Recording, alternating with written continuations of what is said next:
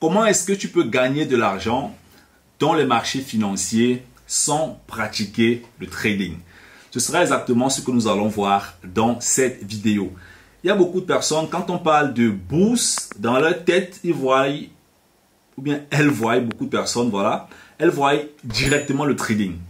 Alors que le trading, c'est en fait, le trading, c'est une discipline en bourse. Hein? Le trading, c'est une discipline, c'est une technique qu'on utilise dans toute la bourse en fait. Alors maintenant, il y a des personnes, dès qu'on parle de bourse, dans leur tête, c'est directement les crypto-monnaies. Ok, donc dans la vidéo, je vais t'expliquer, je vais te montrer que tu n'es pas forcément obligé de trader pour gagner de l'argent dans les marchés financiers. Tu vois un peu? Voilà, donc si tu es nouveau dans la chaîne YouTube et tu aimerais toujours recevoir des vidéos comme celle-ci, ce que tu dois faire en fait, c'est de t'abonner et d'activer la cloche de notification pour ne plus manquer les prochaines vidéos. Si tu ne me connais pas encore, là derrière, tu as mon nom, tu as mon prénom. Et ici, en fait, j'aide les Africains à augmenter leur confiance et leur conscience financière. Donc, pourquoi est-ce que je m'appuie sur ces points? C'est parce que dans notre communauté, si toi tu es franc avec moi, tu sais très bien que l'Africain fait partie des individus sur la terre qui a un gros manque d'accès à l'information en ce qui concerne en fait les thématiques financières. Je parle de l'accès aux formations. Beaucoup d'Africains sont assez persévérants, sont assez motivés, mais la persévérance, la motivation souvent ne sert parfois à rien quand on n'a pas les bonnes informations qu'on peut implémenter. Tu vois un peu? À un moment donné, voilà, il faut les informations et puis il faut maintenant la persévérance pour implémenter ces informations-là qu'on a entre nos mains. Tu vois un peu? Donc, quand je me suis lancé à l'époque en bourse, comme je le dis souvent ici dans la chaîne YouTube, voilà, j'ai commencé avec 1000 euros. Après, je suis passé à 3000, après à 10 000, après à 30 000 euros. Et puis, j'ai perdu 1500 euros en 15 minutes parce que je ne comprenais pas ce que je faisais. C'est donc après que je me suis professionnalisé. Et puis, j'ai recommencé à faire des investissements rentables, que ce soit dans les fonds, les ETF, le trading, les actions, les options aussi. Ce qui fait qu'aujourd'hui, à mon petit niveau, je partage ma connaissance avec beaucoup de personnes dans la communauté africaine. Alors, quand on parle de bourse, ce que tu dois comprendre, c'est que la bourse, c'est un peu comme un marché. Si tu es africain, tu connais très bien les marchés africains, ok? Donc, la bourse, c'est un peu comme un marché en Afrique. Donc, tu arrives dans un marché, qu'est-ce que tu veux acheter? Qu'est-ce que tu veux d'abord manger? On va au marché parce qu'on veut manger quelque chose. Maintenant, quand tu sais déjà ce que tu veux manger, tu vas au marché et arrivé au marché, tu décides maintenant d'acheter les ingrédients pour préparer ce que tu aimerais manger.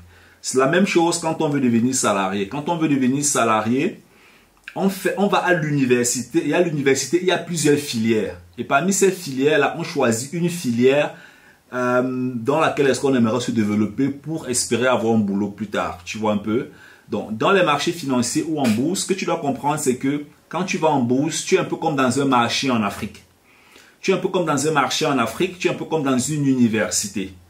Or, donc, tu dois donc savoir, dans ce marché, ou bien dans cette université, qu'est-ce que je veux faire? Qu'est-ce que je veux concrètement pratiquer? Alors, il se paraît que certains Africains ne savent même pas ce qu'ils vont consommer dans ce marché.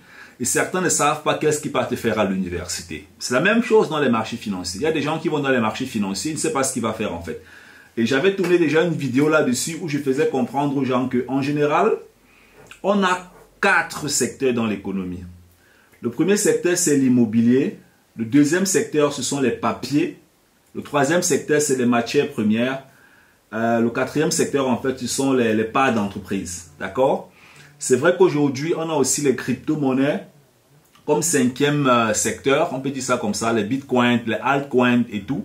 D'ailleurs, si tu veux que je tourne une vidéo sur les altcoins, tu laisses bien sûr ton commentaire dans la barre de description. Je vais tourner une vidéo, je vais t'expliquer la différence entre les bitcoins et les altcoins.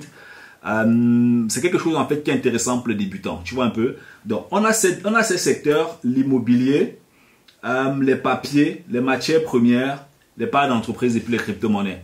Voilà. Maintenant, quand on parle des papiers, dans les papiers, on a quoi? On aura les fonds, les actions, les ETF, les certificats, les options, peut-être aussi le forex. Tu vois un peu. Donc, ça veut que tu vois très bien que c'est déjà assez dense. C'est déjà assez dense. Dans l'immobilier, on a des calculs de performance, on a des leviers de risque. Dans les parts d'entreprise, on a des calculs de performance, on a des leviers de risque. Dans les papiers, on a des classes de risque Et puis dans les matières premières, on a des classes de risques. Donc maintenant, quand tu te lances en bourse, ce que tu dois comprendre, c'est que dans tout ce que je t'ai dit là, je t'ai pas parlé un peu de trading. Je t'ai parlé en fait des classes. On appelle ça les assets classes. Les classes d'assets en fait. En Allemagne, c'est assets classes. Tu vois un peu. Donc ça veut dire que toi concrètement, tu es dans quelle catégorie? Tu vois, je t'ai pas encore parlé du trading là depuis. Je t'ai parlé des classes. Parce que les actions, les papiers, c'est une classe. L'immobilier, c'est une classe. Avec même l'immobilier, on fait du trading. Tu peux trader l'immobilier. Trader l'immobilier, c'est quoi? C'est acheter, rénover et vendre. Le trading, ce n'est rien d'autre qu'une transaction d'achat et de vente. Même dans une relation, il y a des gens qui font du trading. Quand tu fais le sexe avec ta femme, c'est du trading. Pourquoi? Parce que tu commences à faire le sexe, tu pratiques le sexe, et puis quand tu finis de faire le sexe, tu es satisfait. C'est ce qu'on appelle en fait le trading. Le trading n'a forcément rien à voir avec l'argent ou avec un instrument financier. La vidéo, ce que tu es en train d'écouter, c'est un trading que tu es en train de faire. Parce que tu cliques sur la vidéo, tu entres, tu écoutes la vidéo, après tu sors avec un bénéfice ou bien avec où tu te dis bon, que la vidéo n'est pas importante pour moi. Donc ça veut dire que tu as pratiqué en fait les étapes qu'un trader dans les marchés financiers utilise en fait. Donc tu entres, tu consommes et puis tu sors avec une satisfaction ou bien tu sors avec une non-satisfaction. Ça c'est ce qu'on appelle en fait un trade. Ça n'a rien à voir à la base avec de l'argent ou avec les marchés financiers. Donc maintenant, dans les marchés financiers, il y a des instruments qui ont des performances de minimum 15% par an. Si tu viens en Allemagne et c'est la première fois que tu écoutes cette vidéo, bien si tu me découvres, en dessous de cette vidéo, il y a un lien, tu peux cliquer là-dessus, il y a des formations gratuites. Ou tu vas sur notre site, simplicefoguet.com, dans www.simplicefoguet.com. Tu vas dans la barre Contact, tu nous envoies un message et on sera ravis de prendre contact avec toi pour voir comment est-ce qu'on peut bel et bien évidemment coopérer. Voilà, parce qu'on travaille avec des gens qui sont décisifs et motivés, c'est extrêmement important. Tu vois, on travaille vraiment en présentiel, on a des challenges, des exercices, des centres de formation. C'est vraiment main dans la main. Donc, il faut vraiment qu'il y ait une certaine motivation et une certaine décision vraiment de vouloir apprendre dans ce domaine. Tu vois un peu, c'est vraiment de l'éducation pratique, théorique et avec des résultats garantis. Donc, comme je t'ai dit, il y a des produits dans les marchés financiers avec lesquels tu peux gagner minimum 15%. Alors, ces produits-là, ce sont des produits qui sont assez denses. Ça peut être des produits en Afrique, ça peut être des produits au Brésil, ça peut être des produits en Allemagne, ça peut être des produits en Amérique, ça peut être des produits en Chine, ça peut être des produits dans le monde entier complètement.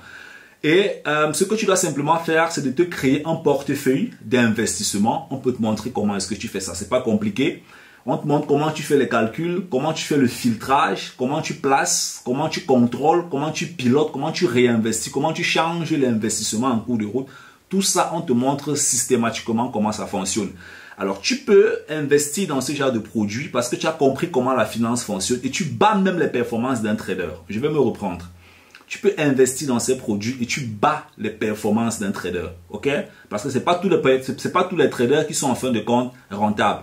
Dans nos sessions de coaching, je montre souvent parfois à certains étudiants comment est-ce qu'avec des produits, on a pu faire 100%, 120% en un an. Tu vois un peu? Donc, ça veut dire que si tu avais investi par exemple 10 000 euros en début d'année, en fin d'année, tu as gagné 20 000 euros. Si tu avais investi 1 000 euros, en fin d'année, tu as gagné 2 000 euros.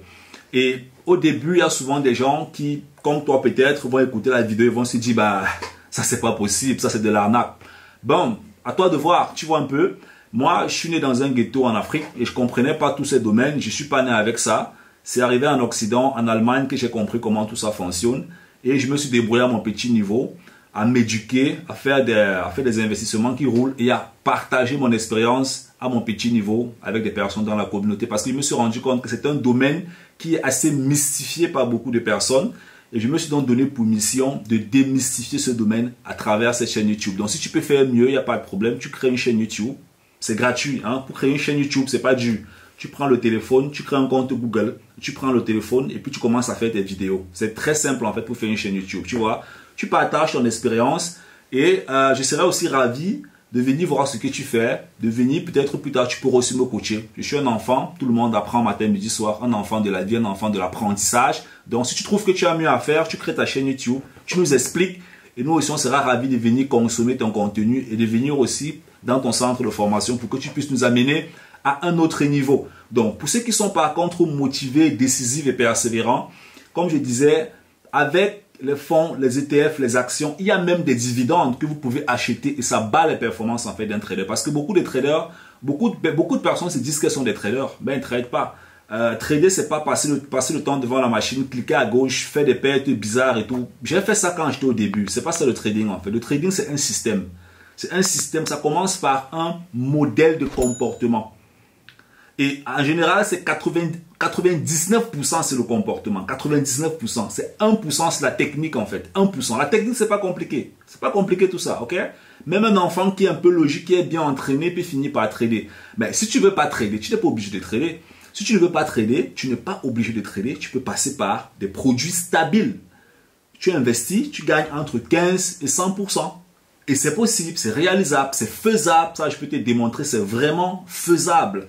Et avec cette performance, tu réinvestis simplement chaque année. Et c'est comme ça que tu bats des performances, tu bats des records. Et plus tard, dépendamment du volume d'argent que tu auras investi, tu peux atteindre une indépendance financière. C'est vraiment possible avec les marchés financiers à travers ce genre de produits. Tout le monde n'est pas obligé de trader. Mais si tu penses que tu peux trader, il n'y a pas de problème, tu trades. Si tu cherches des alternatives dans le monde financier en dehors du trading, il y en a des tonnes et des tonnes d'alternatives en dehors du trading. Donc, ça va simplement dépendre de ton éducation. Et j'insiste toujours là-dessus. Ça va dépendre de ton éducation. Moi, personnellement, j'ai écouté des centaines de vidéos quand j'étais à mes débuts dans ce domaine. Des vidéos sur n'importe quoi. Les signaux, le Bulligaban, le EMA, le Ishikimo, les lignes de train, des livres, j'ai lu ainsi de suite. Mais ça n'a pas empêché que je puisse perdre 1500 € à 15 minutes. Pourquoi? Parce que je n'avais pas de technique concrète et réelle. La lecture, c'est la lecture. Les vidéos, c'est les vidéos. Mais on a besoin d'une technique palpable entre les mains. Et c'est quand on a une technique palpable entre les mains concrètes qui est testée et qu'on teste avec un mentor ou un coach qui a aussi déjà fait, qui fait ça et que ça fonctionne. Et c'est là où vraiment on finit par appliquer ces techniques et avoir aussi de très bons résultats. Je ne suis pas ici pour te vendre le rêve, pour te dire que voilà la bourse c'est comme ça, c'est comme ça, c'est comme ça. Tu vois un peu. C'est à toi de voir dans tous les cas. Tout ce que je sais et ce que je pratique, c'est que n'importe qui peut s'en sortir dans les marchés financiers. C'est pas compliqué. N'importe qui peut s'en sortir. Pas du jour au lendemain en même temps. Si cette personne a un peu de persévérance. Mais dans tous les cas, tu as déjà la persévérance. Si tu es dans une entreprise et que tu veux travailler pour aller à la retraite à 57 ans ou à 60 ans, ben, c'est près de 20 ans, 25 ans, 30 ans de salariat, ben, c'est la persévérance. Comment tu ne seras donc pas persévérant dans les investissements dans le secteur financier? Je trouve ça un peu souvent bizarre. Donc, il y a d'autres alternatives qui te permettent de pouvoir gagner aussi beaucoup de cash, bâtir des revenus complémentaires, des revenus passifs dans les marchés financiers, sans pour autant être un trader. Si tu veux, tu peux trader. Si tu veux pas, ben, tu ne trades pas. Donc, ces alternatives, en fait, c'est quoi? C'est les fonds, des actions, des ETF, des dividendes, des certificats. Et on a tellement de possibilités qui peuvent te permettre de bâtir 1, 2, 3, 4, 5, 10 sources de revenus, en fait, dans les marchés financiers. C'est possible. Ça, tu peux le faire. Mais le nerf de la guerre, toujours, c'est est-ce que tu comprends comment est-ce que ça fonctionne? Est-ce que tu sais où est-ce que tu cliques? Comment tu cliques? Pourquoi tu cliques? Comment tu analyses? Quels sont les paramètres d'analyse que tu retires pour prendre une décision avant de faire un investissement? Est-ce que tu as fait un test de risque? Parce que dans les marchés financiers, au début, il y a ce qu'on appelle un test de risque. Hein? Alors, je vais tourner une vidéo là-dessus, mais déjà pour faire une parenthèse, on a 4 catégories de risques. Hein? Ou bien on a 4 types d'investisseurs.